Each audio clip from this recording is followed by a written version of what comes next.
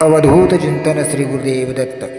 श्रोतेहो, आजपर्यंत आपण नवनाथ भक्तिसार या ग्रंथाचे 40 अध्याय श्रवण केले आहेत.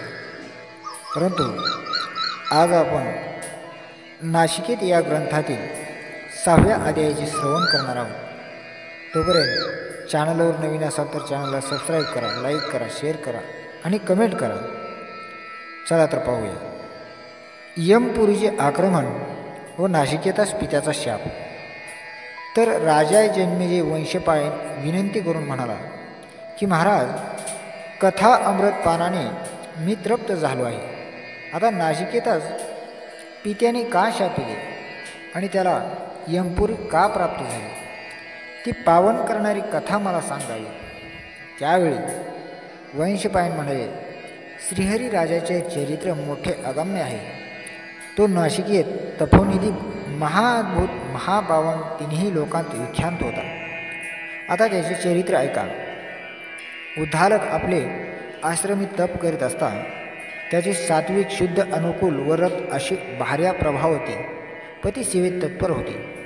त्यांचा पुत्र हे नाशिकेत, तोही मातृपित्र सेवेत अतिशय तत्पर होता. त्याने नित्यनेमाने वनांत जाऊन शिवार्चनासाठी फुले फळे औषध घेऊन यावे, अहर्निशी पितृसेवेत तत्पर असावे, असा त्याचा दिनक्रम चालू होता. एके दिवशी नाशिकेत स्वैरमनाने वनांत फिरत असताना त्याने एक निवांत स्थळ पाहिले. ते रम्य स्थान फलाफुलांनी बहरलेले होते. तसेच तेथे मयूर, हंस, शुक, सारिका निर्भयपणे क्रीडा करीत होते.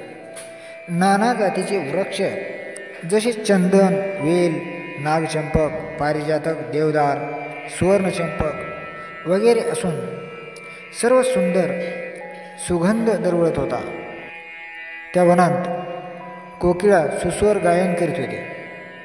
असे ते रम्य स्थान पाहून नाशिकेतास फार हर्ष झाला. तो आपले नित्यकर्म विसरला आणि त्याने, आम्ही ब्राह्मण आम्हास असा नराधम जन्माला नियम मनस्वी आचरतोच. आम्ही ब्राह्मण आम्हास गायत्रीचे त्रिकाल अनुष्ठान असून वंदन, स्नान, संध्या नित्ययज्ञ करावा लागतो. नित्य अग्निहोम करावे लागते. त्याने देव पितर तृप्त होतात, अग्नी संतोष होतो, सोम, देव, सूर्य यज्ञादी तृप्त होतात. तू पापवती आमचा नित्य नियम बुडवून अधर्म आचरलास. तेव्हा नाशिकेताने असे पितृवचन ऐकताच उत्तर दिले की, अग्निहोत्रादी कर्मे ही भवबंधनास कारण आहेत. यांचेपासून जन्ममरण चुकणार नाही. योगाभ्यास हा भवसागर तरावयास उपयुक्त आहे. भवमुक्तीस योगाभ्यासाशिवाय दुसरे साधन नाही. यज्ञ यागादी कर्मे ही प्राण्यास संसार प्रवाही घालतात. जे शतावधी यज्ञ करतात ते पुण्यबलाने स्वर्गी जातात. ते पुण्य सरले म्हणजे पुन्हा कर्मभूमीत लोटतात.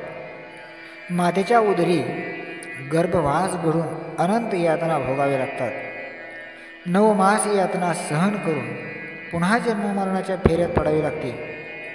आणि यात मरण उसंगत न मिळून यज्ञादी कर्मानुष्ठानाने जन्मांतरी अनिवार्य दुःख भोगावे लागते.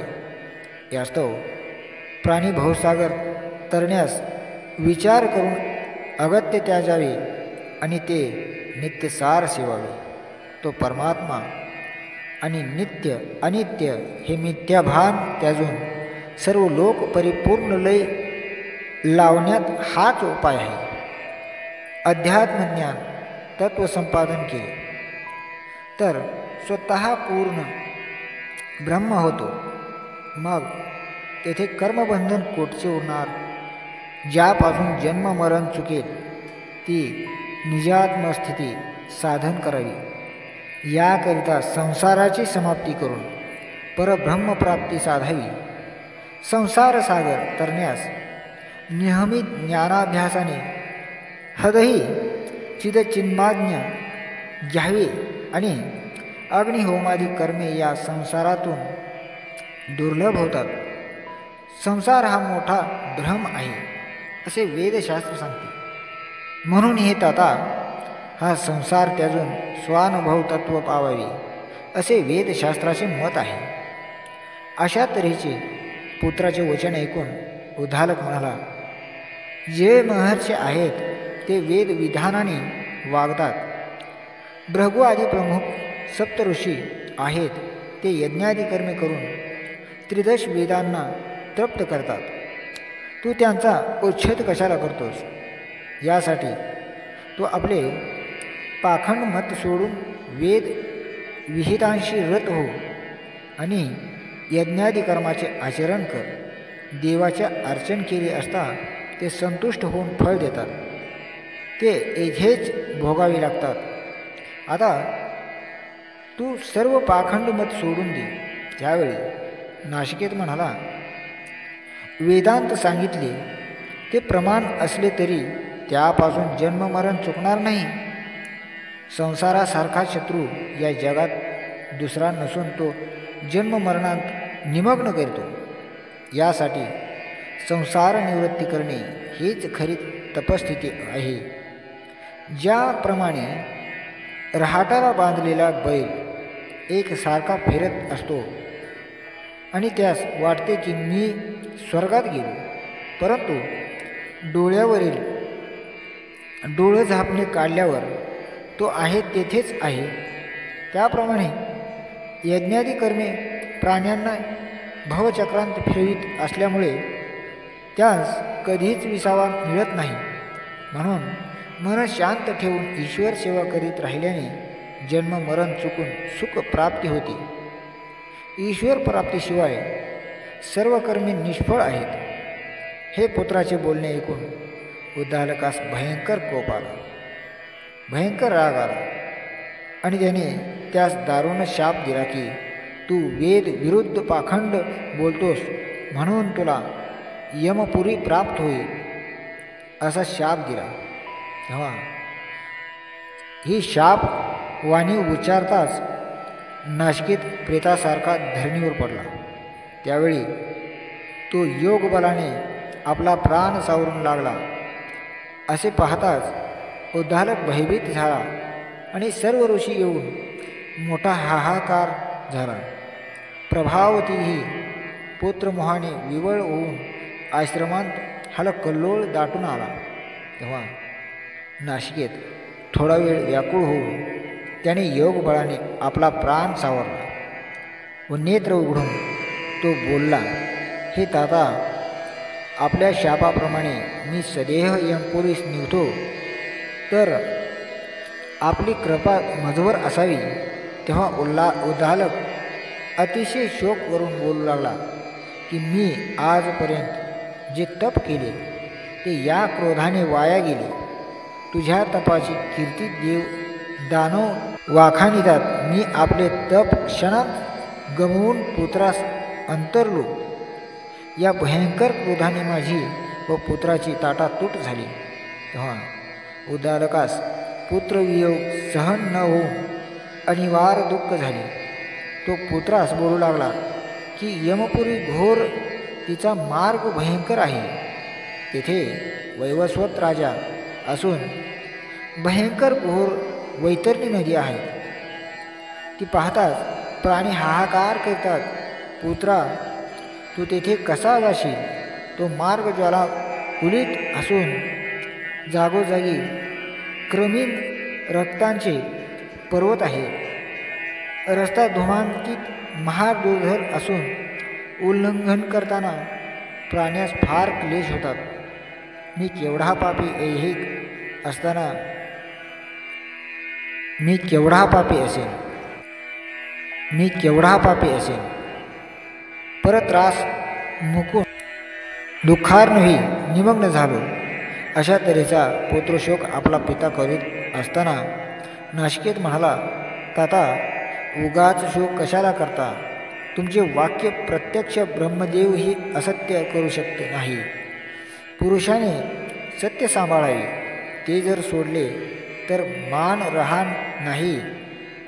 सत्याच्या बळाने आकाशात सूर्य तळपतो, मेघ वर्षाव करतात, अग्नीस दीपन प्राप्त होते, वायूस चलन प्राप्त होते, चंद्रास शीतलता प्राप्त होते, सत्याने समुद्राचे आचमन होते.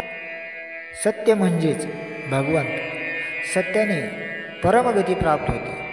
सत्य हाच सर्वात्मा, सर्वोत्तम सत्यमेव परब्रह्म. सत्य हीच स्वधर्मस्थिती. याकरिता प्राणीने नेहमी सत्य असावे. त्याच्या योगी प्राणी वैकुंठास जातात. केवळ सत्याचरणामुळे सर्वांत तरुणोपाय होतो. परंतु जे प्राणी या संसारात सत्यधर्माने वागत नाहीत ते कल्पांतापर्यंत नरकवास भोगतात. यासाठी तुम्ही शोक करू नका. शोकाने सत्याचा नाश होईल. जे नशिबी होते ते प्राप्त झाले. याकरिता निरर्थक शोक कशास करता. तुमच्या तपसामर्थ्याने मी त्या यमपुरीत सदेह जाईन व यमधर्माची भेट घेईन असे म्हणून नाचिकेताने माता पित्यास साष्टांग नमस्कार केला. त्यावेळी सर्वजण दिनभर होऊन रडू लागले. त्याच्या मुखावाटे शब्द निघेना. आपल्या मातेचा भयंकर शोक पाहून तिचे चरणी मस्तक ठेवून तो म्हणाला, कोणीही शोक करू नका. याप्रमाणे नाशिकेताने माता पित्यास विनवून व सर्व ऋषीमंडळीस वंदन केले आणि सदेह यमपुरीचा मार्ग धरला. तो हृदयी शिवमंत्राचा जप करीत आणि मुखाने सतत शंकर नामाची गर्जना करीत अंतरिक्षातून मनोवेग. तेव्हा परब्रह्मबोधाने त्याचे चित्त लीन झाले आणि ब्रह्मपदी समरस होऊन स्वस्वरूपी मग्न होऊन परमानंदी तो मार्गक्रम करू लागला. ज्याने शिवनामाची जपमाळ सतत हृदयी धरली त्यास ते नाम जळी स्थळी तारिते. त्याला कळी काळ ही बाधत नाही. काळ कृपाळू होऊन त्याची आज्ञा मस्तकी वंदन करतो. असा अगाध नामाचा महिमा असून ते केवळ परब्रह्म आहे. नाम परमा पावन असून दोषी जनांचाही उद्धार करीतो. नाशिकेताची अंतर्भक्ती पाहून स्वर्गाचे देवही विस्मय करू लागले. अशा प्रकारे नाशिकेत दिव्य तेजे स्वसामर्थ्याने क्षणांत यमपुरीस दाखल झाला. सिंहासनावर राजा वैवस्वत धर्माधर्म निर्णय करीत होता. तेथे तो तोपणीही नाशिकेत दाखल झाला.